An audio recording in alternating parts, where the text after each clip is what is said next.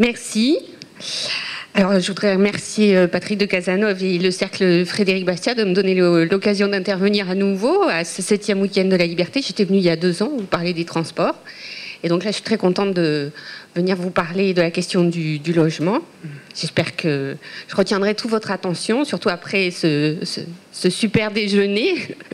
Donc j'espère que je vais être, voilà, non, justement, assez intéressante en tout cas. Donc la présentation que je vais vous faire est issue d'une publication de la Fondation IFRAP qui est sortie au mois de mai, qui est là, qui était disponible en bas. Donc je vous invite à vous servir et à consulter l'intégralité du dossier. Donc cette publication, on l'a faite dans le cadre d'une série de travaux qu'on a intitulé 12 travaux pour 2017. C'est une série de sujets qui nous paraissent fondamentaux et de nature à alimenter le débat public à l'occasion de la présidentielle. Moi, je pense que la question du logement va être un thème important au cœur de la future campagne, comme elle l'a été en 2012. On en a beaucoup parlé. Il y a eu beaucoup de promesses et beaucoup de réalisations. Malheureusement, on voit qu'au niveau des résultats, c'est loin d'être un succès. Et donc, je vais vous en parler plus amplement ici.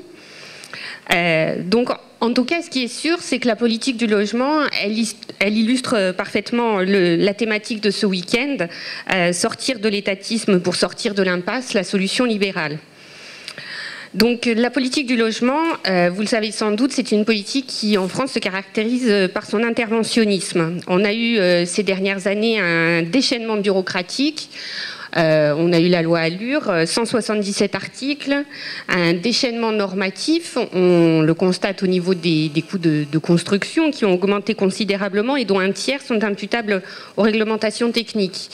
Et un déchaînement fiscal également, puisqu'entre 2000 et 2013, les prélèvements, la fiscalité immobilière est passée de 37 à 63 milliards. C'est d'ailleurs une justification qui est souvent faite, qui est de dire finalement le logement ça rapporte beaucoup, donc c'est aussi pour ça qu'on peut se permettre de distribuer beaucoup d'argent au titre de la politique du logement. Et donc j'ai essayé cet après-midi de vous montrer que c'est tout l'inverse. Donc la politique du logement en termes de chiffres, je ne vais pas vous abreuver de chiffres, j'en ai mis quelques-uns sur ces slides pour que vous les ayez un petit peu en tête. Il faut que vous puissiez les voir, j'espère que ça se voit assez clairement, mais voilà, il n'y aura pas énormément de chiffres, rassurez-vous. Donc la politique du logement, la politique publique du logement, c'est plus de 2% du PIB, c'est plus de 40 milliards de dépenses, c'est 2 fois la moyenne européenne et c'est 3 fois ce que consacre l'Italie ou l'Allemagne. Il y a des études qui ont été faites au niveau de l'Europe et qui montrent qu'on est franchement en France très très en pointe sur cette question, et malheureusement le thème de la crise du logement et le thème de la difficulté à se loger ne semble pas pour autant résolu. Donc si on regarde sur le site Vie publique qui détaille un petit peu les politiques publiques, voilà comment on vous présente la politique du logement. Donc on vous dit que les buts, les objectifs poursuivis sont d'assurer à chacun un logement qui corresponde à ses besoins et à ses capacités financières, assurer à tous un logement décent à travers une politique d'aide à la rénovation et à l'amélioration énergétique, encourager l'accession à la propriété et assurer une certaine mixité sociale. Alors si on regarde en chiffres, ça donne quoi ? Donc là, je ne sais pas si ça se voit très bien, vous avez le détail, disons une certaine ventilation de ces aides. Donc vous voyez que sur un total de 40 milliards, il y a en gros la moitié qui sont des prestations sociales, 19 milliards, qui sont en gros les aides personnelles au logement, les aides à la personne. Comment ? Non, c'est bon. Vous avez 9 milliards qui sont des aides destinées aux bailleurs sociaux et en gros 9-10 milliards qui sont des aides aux propriétaires occupants et aux bailleurs privés. Avec le gros du morceau, un peu plus de 8 milliards qui sont les avantages fiscaux. Et donc ces 3 thèmes, je veux dire, ça va être les axes de mon intervention, c'est de montrer que dans chacun de ces domaines, il est possible de faire autrement. et de libérer la politique du logement justement de cet interventionnisme. Alors le premier thème, je vais prendre par ordre d'importance, ce sont les aides personnelles. Donc on a toute une famille d'aides personnelles au logement, dans l'idée qui est de dire il faut aider le locataire, c'est lui qui a besoin, et c'est pas le logement qu'il faut aider. Alors on a un constat quand même, c'est que les aides sous forme de prestations sociales, c'est quand même un montant énorme, puisque 19 milliards, c'est plus que les allocations familiales, 12 milliards, ou le RSA qui fait le RSA socle qui fait 8 milliards. Donc c'est quand même un montant qui est très important et qui est surtout constamment en expansion et que l'État a toutes les peines du monde à maîtriser. Et donc par le fait à financer. Donc il y a chaque année des décisions par rapport à l'indexation, etc., pour essayer de contenir l'évolution de ce chiffre, mais malgré tout, cela ne cesse d'augmenter. Alors, sur ces aides personnelles, il y a quand même des choses à dire. Elle recèle quand même un certain nombre d'effets pervers. Donc, le premier débat qui est autour des aides personnelles, c'est leur caractère inflationniste. Alors, c'est probablement lié à la structure du marché en France, etc., etc. Mais en tout cas, il y a eu des études de fait, notamment par l'INSEE, qui ont bien montré le caractère inflationniste des aides au logement, et pour cause, puisqu'elles sont proportionnelles au loyer.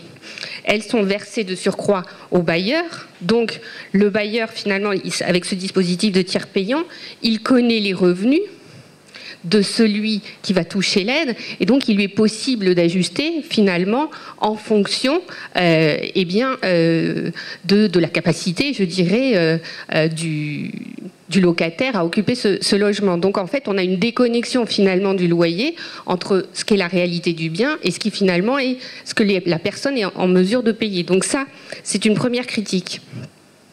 La deuxième critique, c'est la grosse différence, je ne sais pas si ça va se voir très bien, qui existe entre justement les locataires du parc social et du parc privé. Donc là, c'est peut-être pas l'aide personnelle en tant que telle qui est attaquable, mais ça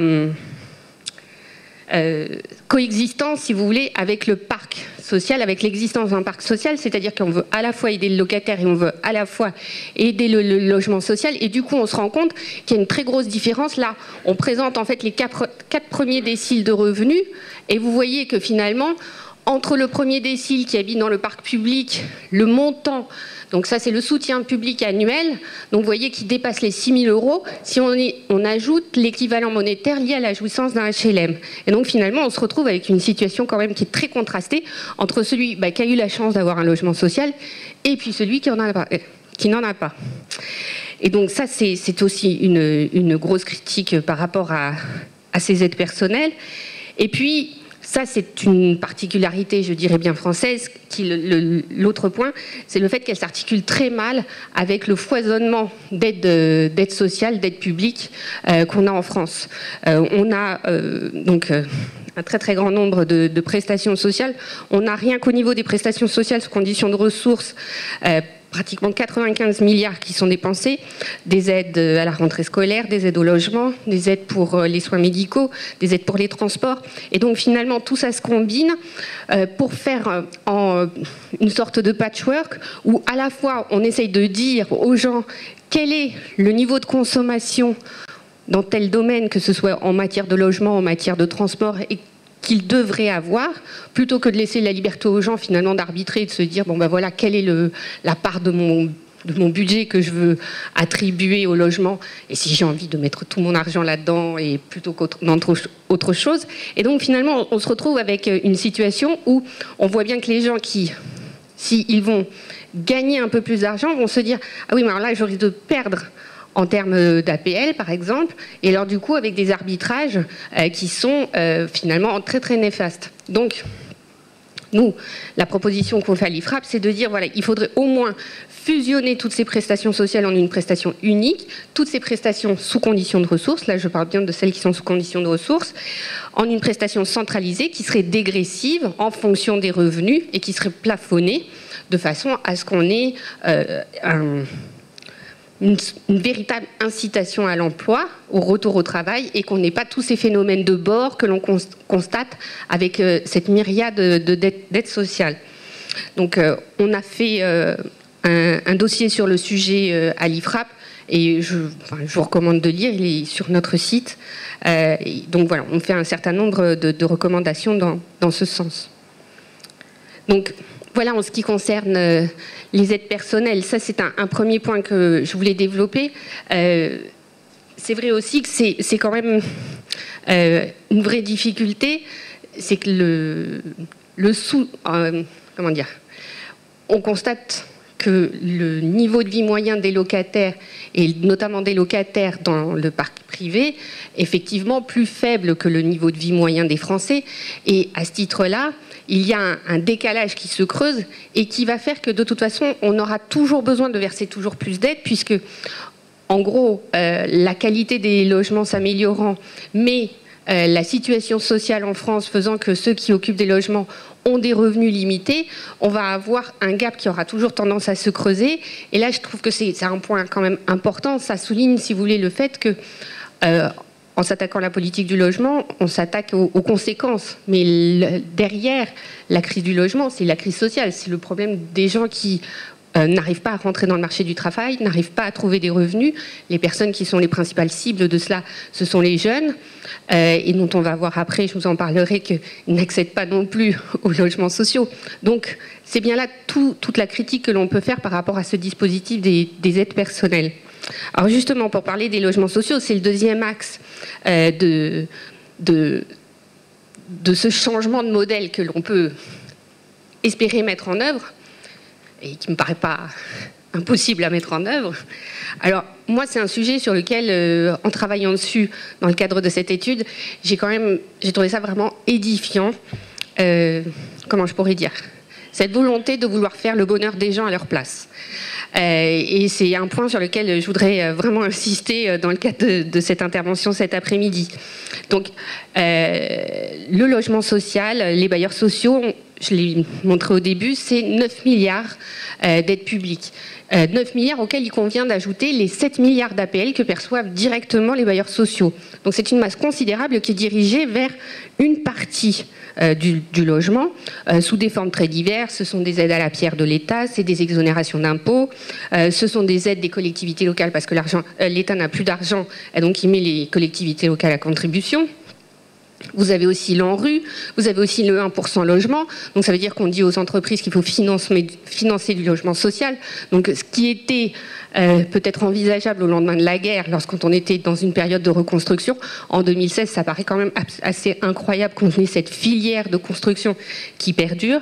Et tout ça, donc, ça représente une somme considérable qui est mise en œuvre et qui aussi mobilise une forte proportion de l'épargne des Français, puisque tout ça est assis sur aussi des prêts qui sont distribués par la Caisse des dépôts sur la base des fonds déposés sur le livret A.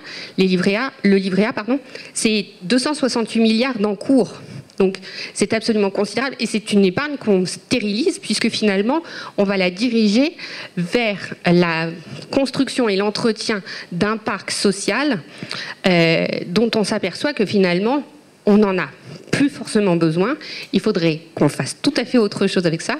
Probablement qu'on investisse dans cette entreprise, qu'on crée des emplois avec ça, mais certainement pas d'aller le stériliser, en tout cas dans la création de logements sociaux.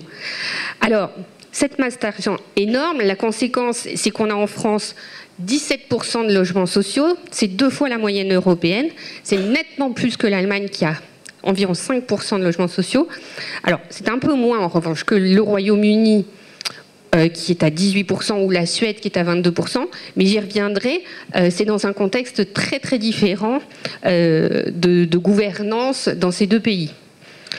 Donc en France, la doctrine en matière de logements sociaux, c'est le fameux article 55 de la loi SRU, qui dit que toutes les communes de plus de 3500 habitants sont obligées de compter 25% de logements sociaux, et c'est 1500 habitants pour les communes d'Île-de-France. Donc cette loi, elle a été complétée par la loi Dallot, le droit opposable au logement, et puis les récentes lois de mobilisation du foncier public. Et on a actuellement au Sénat une discussion qui est en cours autour d'une nouvelle loi qui va revoir les conditions d'attribution de logements sociaux, qui est la loi Égalité et Citoyenneté, et qui prévoit à nouveau de nouvelles normes et de nouvelles contraintes sur la façon dont les communes doivent héberger et prendre en charge les personnes dans les logements sociaux. Donc, on voit qu'on a un objectif qui est d'offrir à tous un toit avec un taux d'effort raisonnable. Donc, on va dire déjà aux gens que, voilà, il y a un taux d'effort raisonnable et au-delà de ce taux, voilà, l'État doit finalement faire en sorte qu'on ne consacre pas trop de son argent, de son budget au logement. Alors, ça se traduit par 2 chiffres. On comptait en 2002 environ 1 million de demandeurs de logements sociaux, et en 2015, malgré tout cet argent qu'on canalise, et comme je souligne vraiment, mais les masses en jeu sont vraiment énormes, on est à pratiquement 2 millions, 1,8 million de demandeurs de logements sociaux. Donc c'est quand même considérable. Et dans le même temps, Eurostat nous dit eh bien, il y a en France 5% des gens qui vivent dans un ménage qui consacre plus de 40% de son revenu disponible au logement. Alors, 5%, si on regarde, bon, oui, il y a d'autres pays en Europe qui font moins, il y a Malte, mais la moyenne des pays est quand même beaucoup plus élevée. Et finalement, ça relativise un peu cette notion de crise du logement dont on nous rebat beaucoup les oreilles et qui semble dire qui finalement me pose une question, c'est est-ce qu'en consacrant toujours plus d'argent, comment ça se fait qu'on n'arrive pas à régler le problème?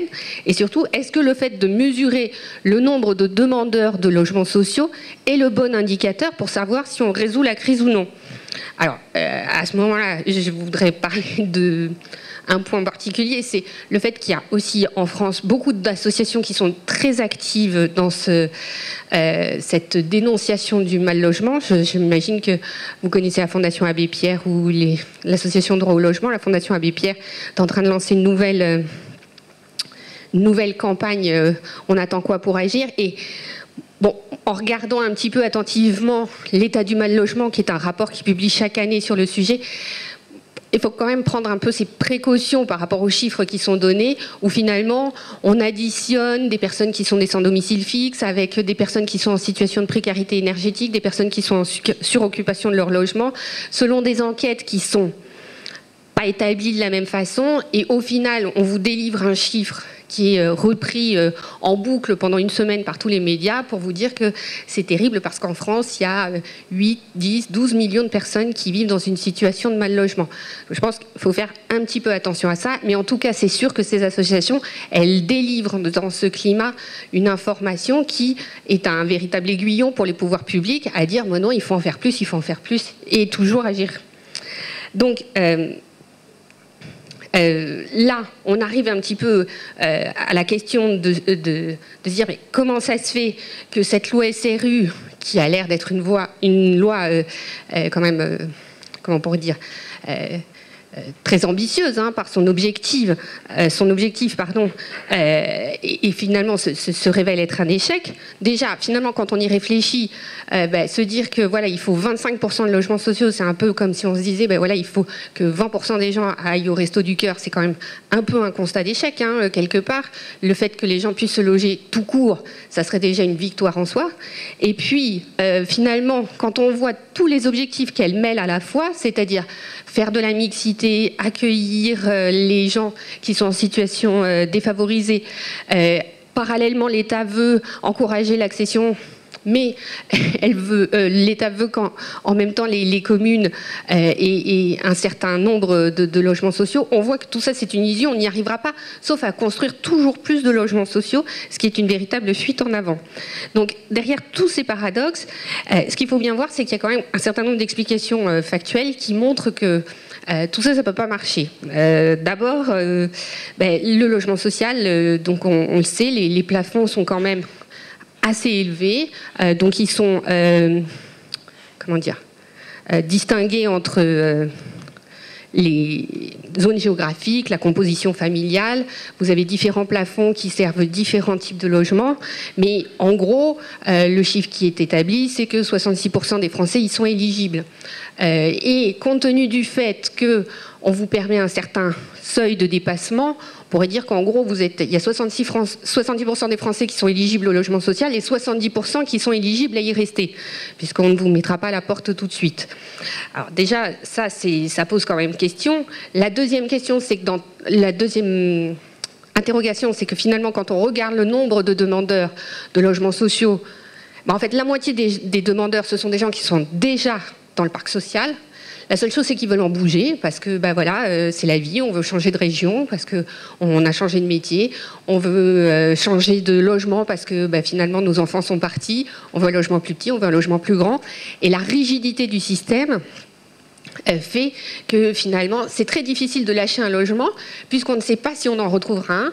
La différence de prix avec le marché libre est telle que les gens préfèrent rester accrochés à cette rente, à cet avantage qu'on leur a donné, plutôt que de le lâcher. Et du coup, c'est toutes les règles du droit au maintien dans les lieux qu'il faudrait revoir. Et là, moi, je trouve que c'est vraiment un point qui est particulièrement choquant, c'est de voir, s'agissant de l'attribution et des conditions d'attribution des logements, la bureaucratie et l'immixtion qu'il y a dans la vie privée des gens, lorsqu'on regarde comment ça fonctionne, personnellement, je trouve ça assez choquant. À Paris, il y a un élu en charge du logement qui agite beaucoup, donc qui est un jeune élu communiste. Alors, il a voulu faire une grande opération de transparence. Donc, il a ouvert au public les commissions d'attribution des logements. Alors, c'est intéressant, moi je me suis inscrite. Moi, je n'ai pas dit qui j'étais, mais je me suis inscrite. Et donc, je suis allée assister à ça. Et c'est fou. Je veux dire, c'est fou. Là, le fonctionnement de cette commission d'attribution, c'est incroyable parce que finalement, vous avez, pour un logement, vous allez avoir 25 dossiers. Sur 25 dossiers, la mairie va en sélectionner 3. Et sur les 3, en fait, on va dire quels sont les mérites, je pense à la conférence de Jean-Philippe Delsol hier, les mérites comparés entre un couple de personnes âgées qui a mal à la jambe et qui ne peut pas monter, et donc il lui faut un appartement avec un ascenseur. Mais non, là, à côté, vous avez un jeune couple, la femme a dit que peut-être ils avaient un projet d'enfant. Donc imaginez quand même le niveau d'information qu'il faut délivrer, comment il faut se dévoiler. Imaginez un bailleur privé qui demanderait ça à un potentiel locataire, c'est sûr, il passe devant les tribunaux. Mais là, en matière de logement social, non, il faut se dévoiler dans des proportions qui sont absolument incroyables. Et finalement, voilà, on va examiner les cas, on va sélectionner 2-3 dossiers. Ces 3 dossiers vont ensuite être transmis au bailleur social qui lui-même va faire son choix. Et donc, les 2 autres, ils retourneront en bas de la file et puis ils attendront peut-être qu'ils repassent. Donc moi, j'ai trouvé le fonctionnement de cette commission assez choquante. Je passe ensuite sur le fait qu'il y a des personnes qui demandent des logements sociaux.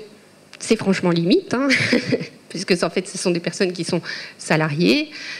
Donc j'ai signé un accord de confidentialité, donc je ne suis pas censée parler des cas que j'ai entendus, mais il y avait quand même des cas assez choquants avec des gens qui avaient des revenus qui paraissaient tout à fait confortables, même pour Paris, pour trouver des logements sur le marché parisien. Donc c'est quand même vraiment assez incroyable l'immixtion dans la vie privée des gens et la bureaucratie, excusez-moi, que l'on a mis en place finalement pour traiter tous ces cas particuliers. Donc voilà, je voulais insister là-dessus, parce que moi j'avais été très choquée par ça. Voilà. Et par ailleurs, sur le logement social, ce qu'il faut savoir, c'est que la dépense que l'on fait aujourd'hui, elle est aussi guidée par, ça c'est un point qu'il faut souligner, par la volonté des élus. Un élu, il n'admet pas que sa ville régresse. Donc il veut du logement social, il veut sauver l'école souvent, il veut que du coup ça conserve un certain nombre de services publics dans son territoire.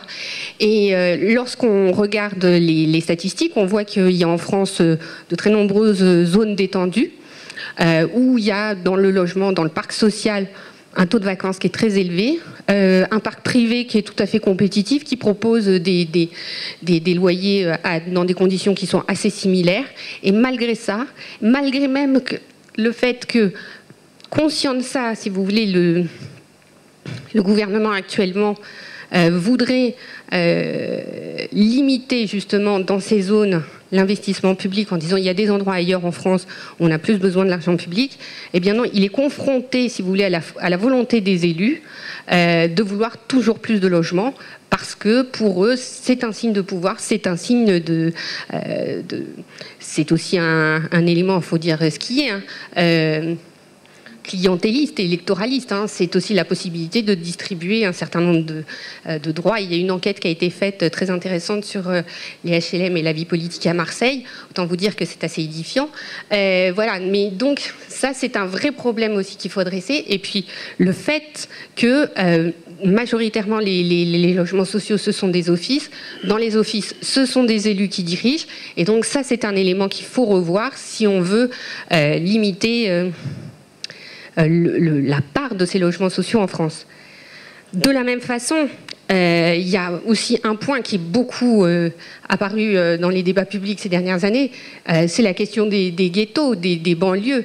Le fait que l'on dise, finalement, on se retrouve avec des banlieues où on compte des zones sensibles, des barres d'immeubles. Et il faudrait revoir ça. Il faut encourager la mixité. Qui peut croire que des gens de la classe moyenne auront envie d'aller s'installer dans des barres d'immeubles je veux dire, là, il faut bien comprendre que le logement est lié à la question de l'école, mais tout bêtement à la question de la sécurité. Donc, il faut que les pouvoirs publics prennent conscience, si vous voulez, que d'abord, c'est la sécurité qu'il faut assurer. C'est la qualité de l'environnement. La sécurité des personnes qu'il faut assurer avant de vouloir se piquer de faire de la mixité sociale. Personne n'ira s'installer à Stein où il y a 59% de logements sociaux dans le parc. On compte 57% de logements sociaux à Bobigny, 56% à Sarcelles, 54% à Villiers-le-Bel.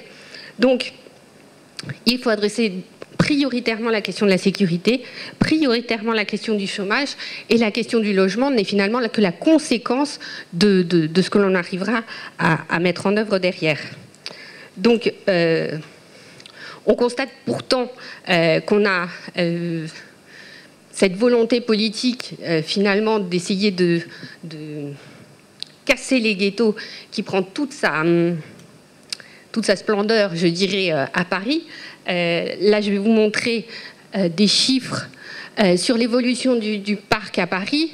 Vous voyez qu'on a eu à Paris des élus qui étaient idéologiquement très très engagés dans le développement du logement social, puisque Bertrand Delano et Madame Hidalgo maintenant veulent aller au-delà même du pourcentage de la loi SRU sur Paris, avec la conséquence que l'on voit, et qui je trouve est très frappante, c'est qu'on voit que le locatif privé a complètement reculé au profit du locatif social et au profit des propriétaires occupants. Alors, du locatif social, il faut savoir qu'à Paris, on construit très peu. Paris, c'est très cher de construire. Il y a très peu de foncier disponible. Et donc, du coup, cette politique de développement du logement social, on vous dit, on produisait 3000 logements sociaux avant à Paris, mais grâce à notre engagement, on en produit 7000 par an. Oui, en fait, on conventionne du logement privé. Donc, ce qui était privé, on le renomme logement social. D'ailleurs, la plupart du temps, on dit même pas aux gens qui occupent les logements de partir, finalement on les laisse dedans, mais c'est considéré comme du logement social, donc ça rentre dans la politique de quota, donc c'est parfait. Et puis surtout, du coup, ce qui se produit, c'est que en fait, on a un phénomène qui repousse sur l'acquisition, c'est-à-dire que les gens sont plutôt du coup portés à acheter dans des quartiers qui sont bon marché, et là du coup, là aussi, on transforme ce qui était du locatif privé en de la pleine propriété des propriétaires occupants, ce qui en soi n'est pas une bonne chose, mais qui contribue là aussi, à diminuer le parc locatif privé. Or, ce parc locatif privé, il a une importance fondamentale parce qu'il est essentiel à la mobilité. C'est très facile de louer un logement, enfin c'est très facile, en tout cas beaucoup plus simple que d'acheter un logement à Paris. Je sais qu'à Paris c'est très compliqué, que vous avez des frais de transaction qui sont très élevés sur l'acquisition alors que théoriquement vous n'avez pas de frais à la location, que c'est important surtout dans le cadre de la compétitivité économique, dans le cadre de la mobilité, particulièrement pour les jeunes ménages qui rentrent dans la vie active, et que ce parc, il est essentiel. Et on constate d'ailleurs qu'à Paris, en Île-de-France, les logements sociaux sont surtout occupés par des personnes qui avancent en âge. Et donc, du coup, si vous voulez, il y a cette double peine. C'est-à-dire que les jeunes qui rentrent dans la vie active, ils n'ont pas accès au logement locatif privé. Ils n'ont pas accès au logement locatif social qui est occupé par des personnes, par des ménages qui ont une moyenne d'âge plutôt plus élevée et qui donc ne leur permet pas, ne leur laisse pas la place finalement. Ils n'ont pas les moyens non plus d'être accédants. Donc ils sont repoussés un peu plus loin en région parisienne. Mais surtout ce qui est frappant, c'est que l'on voit que on compte plus de gens qui sont locataires du parc privé que de locataires du parc social dans le premier décile de revenus. Donc il y a quand même bien cette fonction au parc privé d'accueil des personnes les plus défavorisées. Et c'est un piège finalement que de vouloir absolument développer le locatif social. Par ailleurs, c'est un point sur lequel je voudrais insister, avec à Paris ce qu'on appelle une politique de peuplement, je trouve ce terme absolument affreux, qui est de dire on va essayer de maîtriser quels sont... Là, vous avez bien compris ce qui se passe. Hein. L'idée, c'est de modifier l'électorat parisien et donc de définir quelles vont être les populations qui vont accéder au logement social et comment on va pouvoir recomposer l'électorat parisien dans le sens d'un vote qu'on espère favorable. Donc ça, c'est quand même quelque chose, à mon avis, à souligner. Donc, j'avance. Donc là, je ne vous détaille pas toutes les propositions que l'on a développées dans ce dossier, mais à mon avis, elles sont intéressantes à regarder et je dirais pas impossible à mettre en œuvre. Revoir la loi SRU, il faut redéfinir le rôle des HLM, ça doit être l'accueil des plus défavorisés et ça n'a pas forcément besoin d'être des bailleurs publics. Je veux dire, ça peut être, justement, c'est ce qui s'est passé au Royaume-Uni. Donc, il y a eu la période du right to buy, mais surtout, maintenant, on confie à des charities la gestion du locatif social. En Suède, on a dit aux bailleurs sociaux, maintenant, c'est terminé. Vous avez votre argent, vous vous débrouillez avec ce que vous avez, avec le patrimoine que vous avez. Donc si vous avez besoin d'argent pour construire, parce que vous avez besoin de construire dans telle zone plutôt que dans telle zone, vous revendez. Vous gérez de façon autonome votre parc et vous ne réclamez plus d'argent au pouvoir public. Et donc ça, je crois que c'est quand même très intéressant à étudier. Il faut bien entendu revoir les règles de droit au maintien dans les lieux, favoriser la revente des logements à leurs occupants ou à des bailleurs privés. Et puis ne plus construire, ne plus avoir cette logique de construction de quotas avec les 25% de logements sociaux, absolument, d'autant que en plus on est sur une réflexion qui se fait au niveau de la commune, alors qu'on essaye dans le même temps d'encourager les intercommunalités. Donc vous allez avoir une commune qui fait des efforts en matière de logement social, et puis à côté d'elle il y a une enquête qui avait été faite dans l'Obs il n'y a pas longtemps qui était très intéressante. Vous voyez qu'il y avait une commune qui était carencée. Donc le préfet est arrivé avec le ministre. Ils ont dit « Ah là là, vous allez voir ce que vous allez voir. Donc c'est nous qui allons prendre la décision. Donc ici, on va faire un logement social. » Il y avait même les déclarations du ministre. C'était incroyable. Il a dit « Moi, je verrais bien un immeuble de 3 étages avec des pins. » Enfin, il s'y voyait complètement, quoi. Et le maire de la commune d'à côté, qui lui a fait des efforts en matière de construction de logements sociaux, il disait « Mais moi, je ne veux surtout pas qu'ils construisent, que dans la commune d'à côté, ils construisent, parce que ce qu'ils vont faire, ça va être du dernier cri, du RT 2012, etc., etc. Et moi, les gens qui sont dans mon parc vont vouloir partir à côté, et donc tout ça va faire une espèce d'appel d'air, ce qui n'a pas de sens en fait. Donc au lieu d'avoir une politique concertée, on s'aperçoit qu'on a des espèces de grands coups de projecteurs qui sont faits de façon complètement déraisonnée, et surtout à visée électorale, il faut bien le dire. Donc voilà. Tout ça, ça implique aussi quand même de s'attaquer aux puissants lobbies des bailleurs sociaux, au clientélisme des élus, on en a parlé, au lobby de la construction. Lorsque vous interrogez les gens du 1% logement, c'est quand même géré paritairement par les syndicats et par le MEDEF. Et ce sont les premières personnes qui vous disent qu'il faut construire plus, parce que déjà construire, ça crée des emplois. Alors bien sûr, ça crée des emplois, mais ça mobilise énormément d'argent public. Et on est quand même frappé de voir que ce sont des représentants patronaux qui sont les premiers à défendre ce qui finalement est un prélèvement sur les entreprises et qui pourraient au contraire prendre la responsabilité de dire écoutez non, voilà, il y en a assez, on peut revendre et puis voilà, ça fera toujours un prélèvement en moins sur la fiche de paye des salariés. Mais c'est pas le discours qu'on entend. Donc voilà, je finis sur la dernière axe de cette libération de la politique du logement. Donc c'était le chiffre, je ne sais pas si vous vous en souvenez, qui était de ce tableau du début, qui était donc sur le poids des aides, et notamment des aides fiscales, pour encourager les bailleurs privés. Alors, les bailleurs sociaux, ils ont beau jeu de dire, attendez, nous, on nous donne de l'argent, mais regardez, voilà, on distribue énormément d'argent aux bailleurs privés aussi pour qu'ils fassent du logement. Alors, là, je crois que ce qui est important quand même de souligner, c'est que pour tout un investissement, et c'est vrai pour le logement locatif, il faut qu'il y ait un niveau de rémunération qui soit correct, un niveau de risque. En tout cas, c'est ce que prend en compte l'investisseur, et puis une disponibilité du capital. Or, ce qu'on voit, c'est que la fiscalité immobilière, je l'ai dit tout à l'heure, on est passé de 37 à 63 milliards en 13 ans. Sur 30 ans, on a pratiquement multiplié par 5 la fiscalité immobilière. L'UNPI publie régulièrement des listes de taxes qui pèsent sur le logement en montrant que chaque année, la liste s'allonge et qu'on compte un nombre absolument incroyable. Et finalement, le rendement pour l'investisseur, il est devenu si faible que les bailleurs privés, ils sont en gros dégoûtés d'investir dans le logement. Alors, du coup, l'État pompier pyromane remet de l'argent pour encourager les gens à investir dans le logement.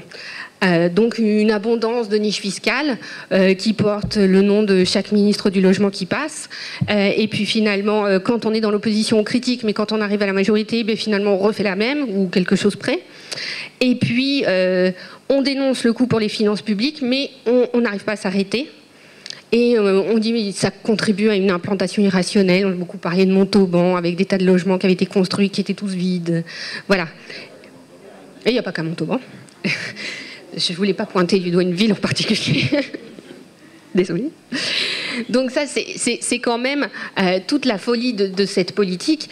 Alors, cette politique qui est renforcée, donc déjà le rendement pour l'investisseur, il est quasiment nul. Finalement, quand on a pris en compte tous les risques, y compris les risques qui pèsent dans le cadre de la relation propriétaire-locataire, parce que là aussi, on a depuis des années cessé d'encadrer. Donc, on a mis des lois sur les cautions, on a mis des lois sur le contrôle des loyers, bien sûr, j'aurais dû commencer par ça, le contrôle des loyers, sur l'indexation des loyers, sur la résiliation du bail. Il y a des tas de choses qui encadrent les relations entre le bailleur et le locataire. On sait que il y a par exemple la trêve hivernale, etc. Donc du coup, les recours qui sont donnés aux locataires, qui peuvent durer des années avant de récupérer son bien. Donc l'effet le plus significatif, c'est que les gens se sont détournés de ce marché. Les investisseurs institutionnels en particulier, eux, représentent une part vraiment marginale de ce marché. Ils ont complètement tourné le dos à ça et ils font tout à fait autre chose. Et ce qui est intéressant de dire, c'est que au Canada, par exemple, un système de règlement des litiges propriétaires locataires devant les tribunaux qui est très efficace. Et en quelques jours, quelques semaines, le problème est réglé. Et pourtant, Dieu sait que la trêve hivernale au Canada, ça doit être quelque chose.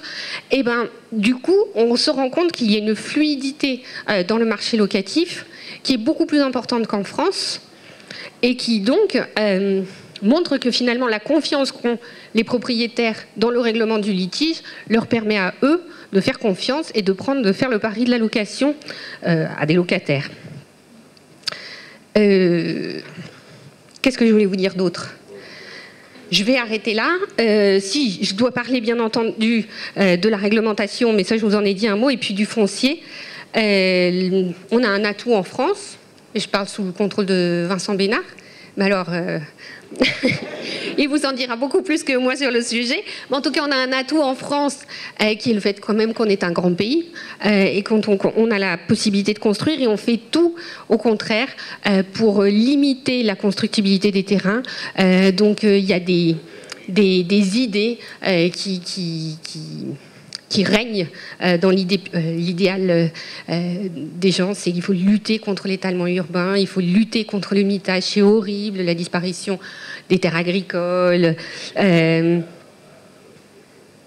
etc., etc. Et au contraire, il faut encourager la densification parce que ça permet justement de limiter l'effet des transports.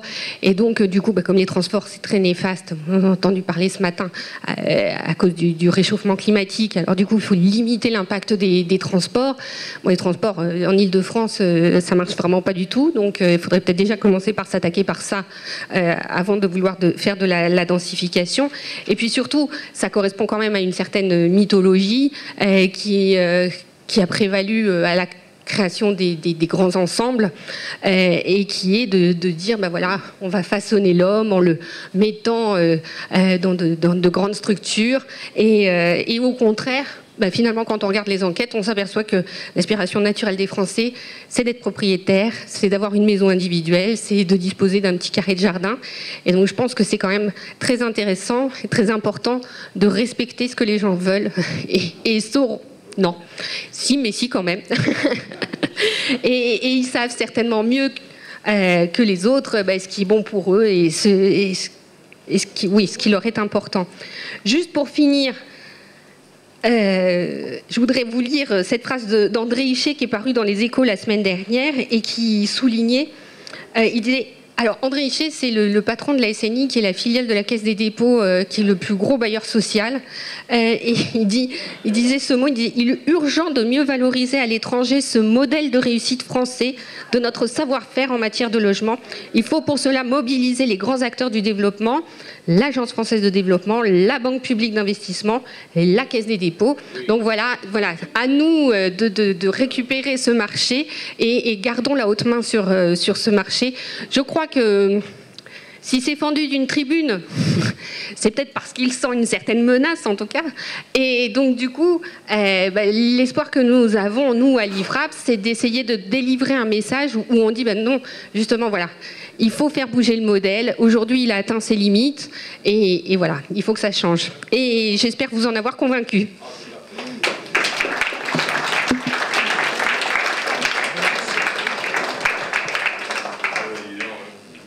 Merci Sandrine.